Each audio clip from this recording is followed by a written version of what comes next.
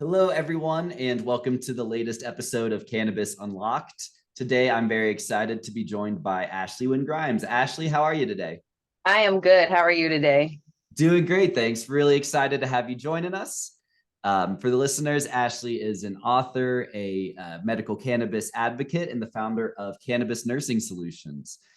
So, Ashley, with that, would love to learn a little bit about your personal and professional background. Yeah, no, I would love to share. So I have been a nurse for 14 years. Started in traditional healthcare settings as in the hospital. So the nurse who's giving you your medicine, the person who's listening to your heart and lungs, things of that nature. And I quickly realized that I wanted to do more. And so I went for my master's degree in nursing education, and I kind of just climbed the ladder up into corporate. I ended up working in a 14 hospital corporate system as a project improve in performance improvement and project management. And during that time, it's a lot of pressure in that environment.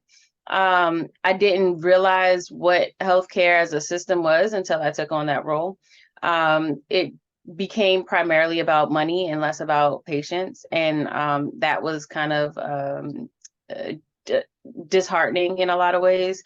And then in addition to that, on the personal side of things, I ended up experiencing cyber theft, insomnia, I couldn't sleep, anxiety, things of that nature. So just kind of putting both aspects together, it was a recipe for disaster.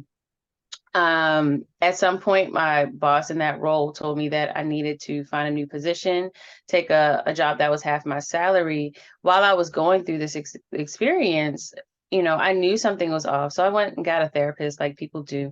But I didn't really want to engage a physician, right? Like I knew I didn't necessarily need medicine. I knew I didn't. It's just something was off about my life as a whole, and I needed to figure out how to find balance.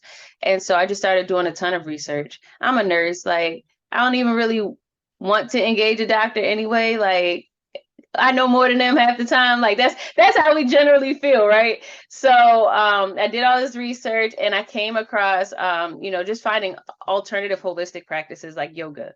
That was the kind of first step into this space. When I first discovered my hips, I was like, whoa, like I haven't moved my hip muscles. Like I didn't realize I wasn't paying attention to myself enough to realize like what was going on with me. And so kind of bringing myself back into myself, being grounded with myself was that first step into recognizing that there is a whole other side to health and wellness that I didn't know about before. Anyway, keep moving forward, moving forward. I learned about the endocannabinoid system and, how am I a healthcare professional? And there's this whole system, regulatory system that I don't know about. How? And then realizing that all of us, most of us, 99% of us don't know about this system as well.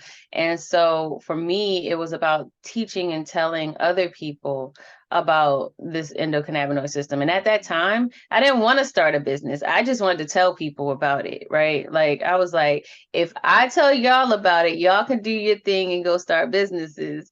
And so that was kind of what my side hustle was.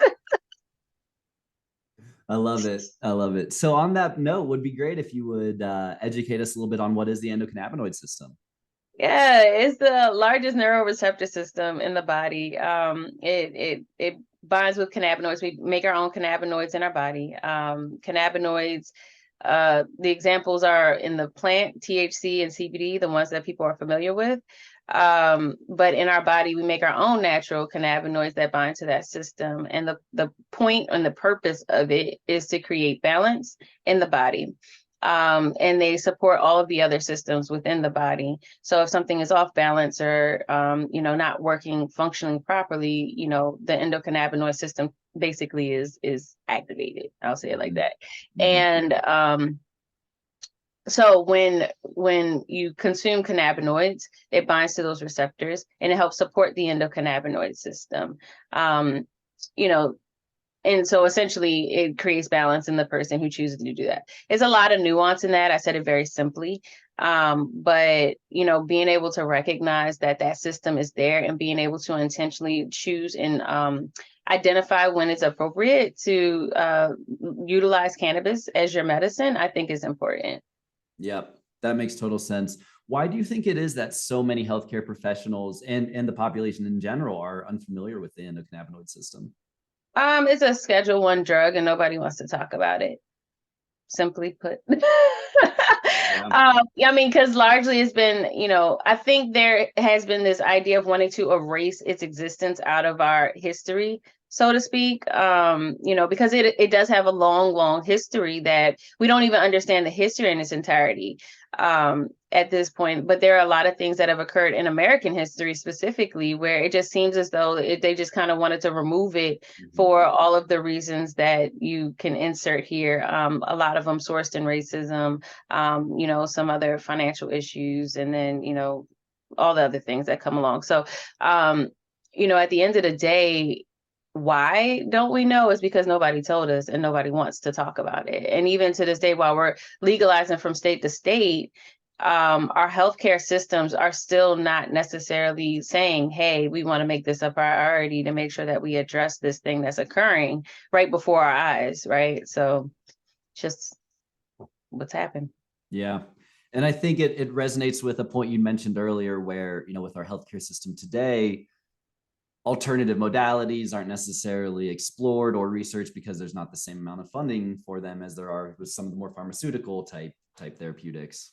Yeah. And I think that's probably the biggest issue. I probably should have said that first because if you can't figure out how to monetize it, you're not able to support your business models, right? So Yeah. that's Yeah. So on that note, as you mentioned, how you were first just being an advocate about the endocannabinoid system, how did that eventually progress for your own career?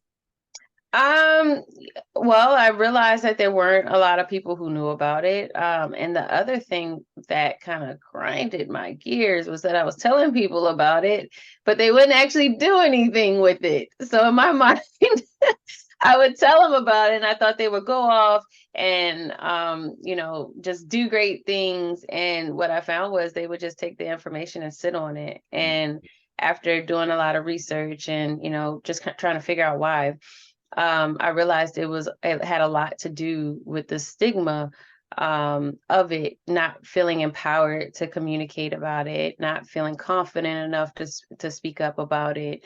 Nurses are in a space of burnout generally. Nurses are rule followers. We follow policy to the T, like that's how we're taught, that's how we're trained, that's what we do. So to say something that's different is not generally part of our DNA, Mhm. and so then the mission became to find ways to empower nurses to be able to speak up and speak out about it. And so with that came a lot of personal work on my behalf, because I think I wanted to hide myself. So when I was saying I knew a lot about it and I wanted to just tell everybody and everybody else do the work, that was how I imagined that to occur. And really what needed to happen was I needed to be the person speaking out and empowering the other people to occur. So there was a lot of personal work that went along with that.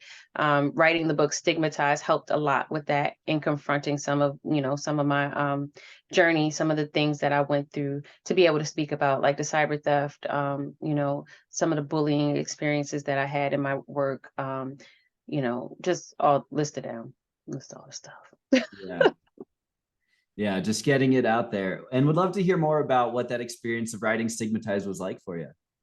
It was actually very, very, it was therapeutic. I said that already. But actually quite easy.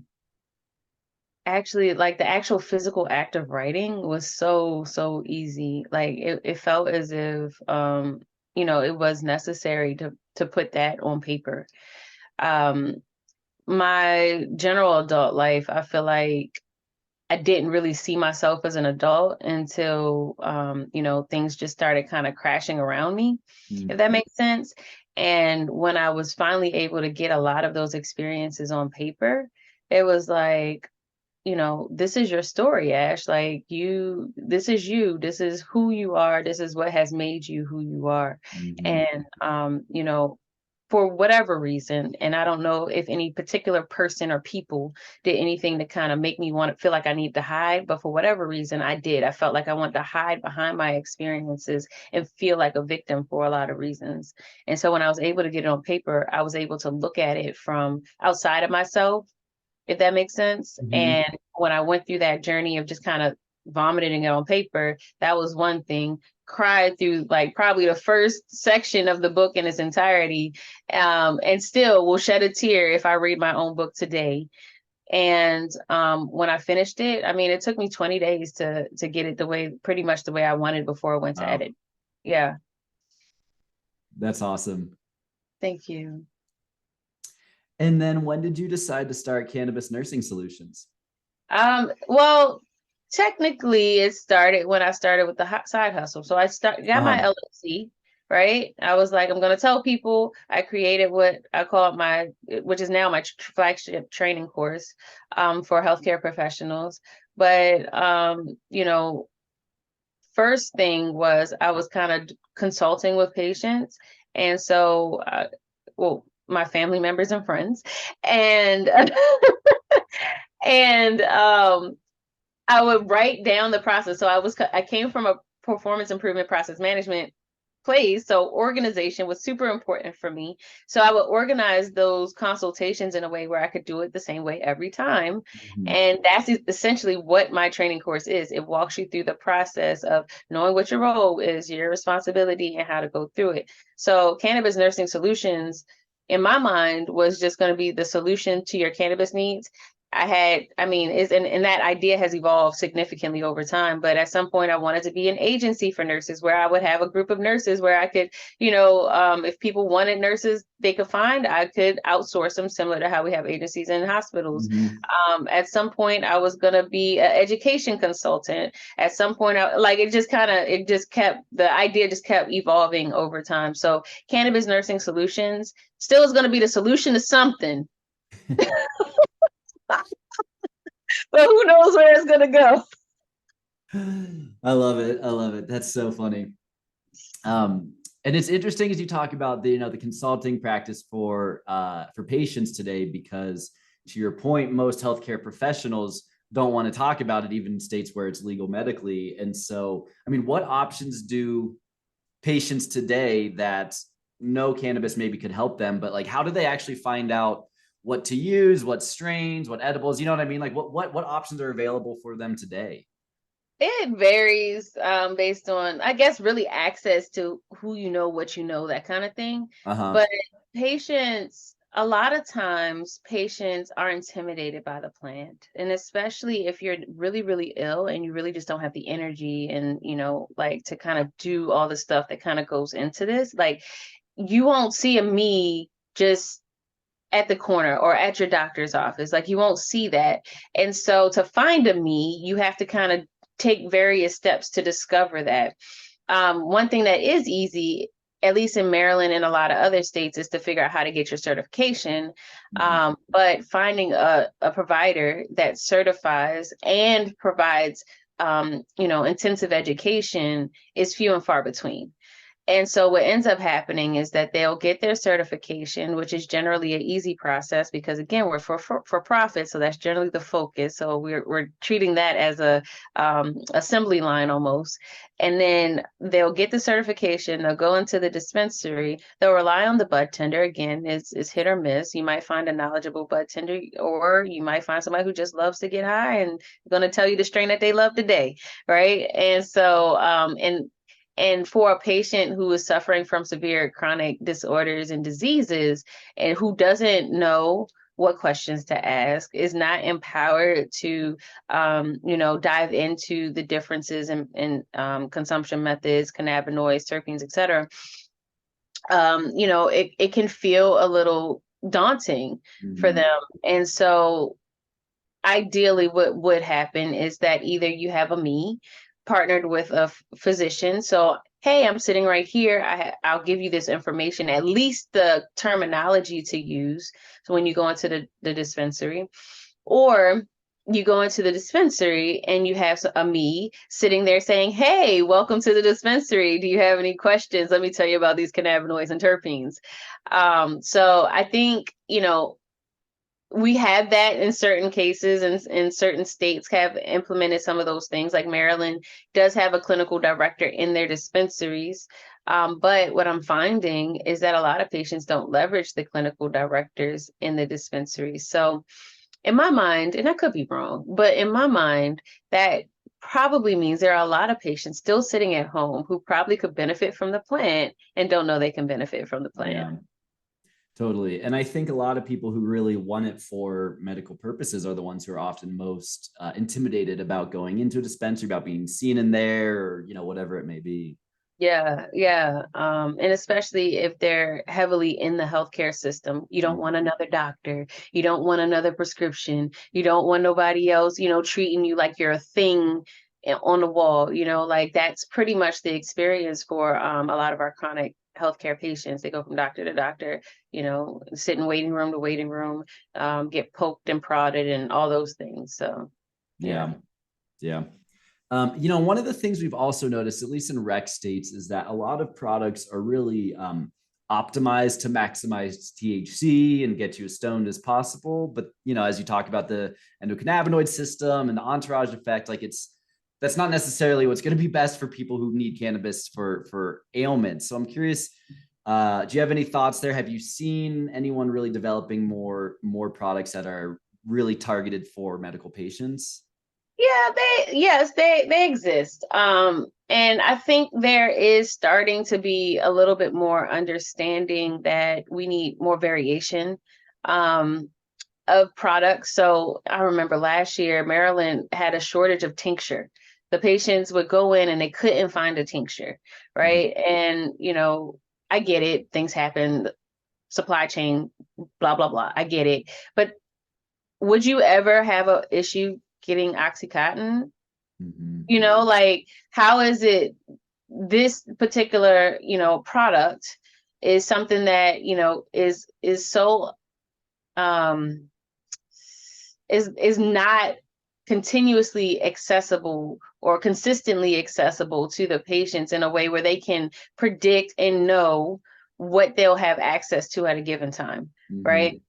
um I think that's unfortunate, but I think that as we start to include more patients, medical patients in this industry and leveraging this medicine as medicine, because let me back up some. So I think when a lot of our states go rec or go legal, what happens is a lot of our rec consumers, the ones who are comfortable, they feel good about it, they don't mind they're the first ones to jump in and get their certification, or the first ones to be in the dispensary. And so the dispensaries are experiencing a hike in products that have higher THC levels in it, because that's what they're seeking, right? Makes Which sense. is fine, right? But over time, there's going to be a slower increase of patients who suffer from severe chronic disorders, who generally will seek the plant on their last limb, where they've done everything, they've tried everything, and then they're going to go into the dispensary. And then when they're looking for the things that have more of a 1-to-1, a 4-to-1 ratio, they're like, oh, we don't even have that here because that usually doesn't sell, Mm-hmm. or is stale in the corner, hiding under something, hiding under something else. And probably has a whole different cannabinoid profile because, what he does. So like that, I think that's kind of where we are. And I think at some point we're going to have to discover what the balance is going to be able to serve our patients who, are able and moving and willing and knowledgeable, as well as serving our 70-year-old chronic severe patient who probably can barely walk. Mm-hmm. Mm-hmm. That makes sense. And you're based in Maryland. Obviously, you guys just legalized recreational cannabis last month. So, congrats on that. I'm curious, how do you think that will impact the medical market in Maryland? We'll see. To be honest with you, I feel like there's a lot of work to do in our medical market Mm-hmm. as it is today. I think that there are some steps to try and protect the medical market to incentivize people to seek a doctor. So there are some tax advantages to being a medical patient versus a rec patient here in Maryland. Mhm. So they've done some things, some safeguards to try and protect the medical market, but I still, I just feel like there's a little bit more evolution and growth that needs to happen. If I could have had it my way, I would have loved to see it in a better position for the medical patients, more people being aware of the dispensaries that are popping up in their cities and in their communities. In general, if I bring it up, most people don't even know we went rec yet, Mhm. and it's like, there's a lot of education that needs to occur in our lay community that hasn't happened. And so, we kind of went from step one to step two pretty quickly. Mhm. And it's just a lot more work to do. Totally. And it's interesting too with like the whole distinction between rec and medical, right? Because at the end of the day, I think once a state opens up in rec, a lot of people who are using cannabis for medical purposes just don't bother getting the medical card. So, while rec sales, it's for medical purposes. Yeah. Yeah, and that's true too. And so, I mean, okay, yeah, there is no real difference between rec and medical, to be honest with you, right? Mhm. It's just a legal term that people like to use to make distinctions, that arbitrary distinctions, let's put it that way. And so, with that being said, in the consumer's mind, though, they feel like they're a rec patient as opposed to a medical patient, but they probably are using it unknowingly, unwittingly, or probably even knowingly as a product to support some sort of symptom. And Mhm. so for me, the issue really is you need to put some awareness on to what it is that you're actually dealing with, coping with, experiencing. And so sometimes when we're leveraging as a rec product, we're masking symptoms and don't even know what symptoms we're actually masking. Mhm. And so and for me, cannabis specifically is a very, very spiritual medicine Mhm. that is intended to bring alignment and oneness with yourself, that balance aspect to it. So, say you're experiencing some sort of anxiety and you don't even know it's anxiety, right? Like a lot of people are suffering with anxiety and don't even know it. I've been there, right? And then you go find something to try and cover this up, but you haven't even identified that this is what you're experiencing. And when you cover it up, you don't relieve the thing that sourced Yeah. the anxiety to begin with. And so you're still experiencing the thing that causes anxiety, and then you're going to mask it with the medicine. And then now you find yourself in this loop where you're triggered by the anxiety to take the medicine. And that's where the habit loop comes, right? And so, and that's where once upon a time they would call that addiction. But no, it's just a habit loop. We do it all the time. You pick up your phone, you hear a ding, you pick up your phone. That's the habit loop. You look for something, you hear a new ding, you pick up the phone. So instead of us being responsive, being proactive about identifying the source and then leveraging the medicine to help support your journey to achieving what your version of wellness can look like. Wow. That's so beautifully said. Thank you, Ashley. Thank you. And I'm curious, obviously, President Biden a few weeks ago signed a new legislation into law that'll make it a little easier to do medical research on cannabis. Do you think that that'll have a meaningful impact on cannabis in the healthcare establishment, or is it more, form over substance? It's progress. We'll acknowledge it as progress. But what it does actually is just give us more access to research, which I think is good in the medical community. It'll help overcome some of the stigma, because generally we're very much evidence based. So if the evidence says this, we'll support that, and that's how we implement implement medicine in general. So if we have more research that supports its use for various disorders, that's more substantial, I think that's important. The other thing is it allows for interstate commerce if it's used for research, which is Mm. good because then you can get various strains that you might not have access to in one area versus another. So like in California, if they're able to grow something I mean, and it could be the same strain, but different cannabinoid profiles, Mhm. right? So in California, it may look and feel and respond differently than something that we have here in Maryland. So if in Maryland, we're able to research something in California and find that it's very, very effective for, this particular rare disorder or chronic disease, then now you have access to it. You can prove it. You can validate its use for a specific patient population. So in that regard, I think is, a great thing that's happening. Yeah, so I'll just leave it there. That's great. That's great. And then in addition to writing Stigmatized, you also wrote a children's book. So I'd love to hear more about that. Yeah, it's called ACEs Medicine. Um, so back in, I think it was 2020, I was on the guidelines committee. So in Maryland, we actually passed a bill here that allows children to access their medicine in school. And so before that bill was passed, the children, at the time, I think it was like 300 children across the state, had to not take their medicine in school. The nurse couldn't administer it. The mom, if they needed during the school day, the mom or dad had to take off work, go pick up their kid, take them off the campus, take them off the school grounds because it was a drug-free zone, and then administer the drops, and then take the kid back to school, and then get them back to class, right? And so disruptive to the school day. And when the bill passed, essentially it said now the nurse, or they call it a designated provider, can administer the medicine in school. They just have to keep it, in a locked box and have whatever special provisions. So once that bill passed, I was able to be on the guidelines committee to help support building out what the guidelines were for schools in Maryland. And while it was well written, very, very intelligent group of people, I still had questions. Like, I'm a nurse, I care about the patient. So imagine a kid walking into school who has normalized cannabis in their life. They walk into class and they're like, yeah, I got to go take my medicine today. Right now, you got children whose parents are still, promoting the war on drugs and, this is your brain on drug stuff.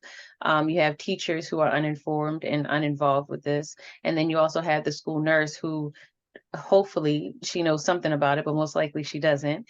And it's just giving it based on what somebody writes, and probably is judging, really. And really her job should be to educate the school, the other students about this medicine, and advocating for the child.